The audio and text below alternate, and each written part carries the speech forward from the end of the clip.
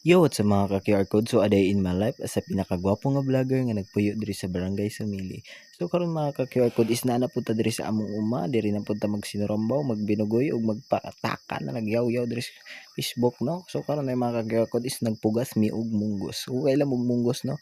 So, ang munggos dai putang ina nyo, gago, ha?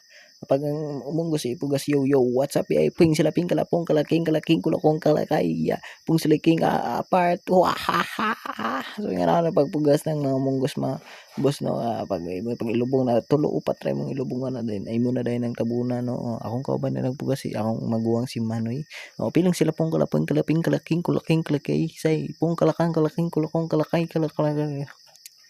Unya dili na taman mga boss no kay grabe na magigpud ay nasuya naman siguro mo sa akong kagwapo awar gyud ko da basta mo action kog lingi sa camera grabe kagwapo mga in love gyud ang mga bae mga ma-interact sila ba grabe. Gina bye I love you.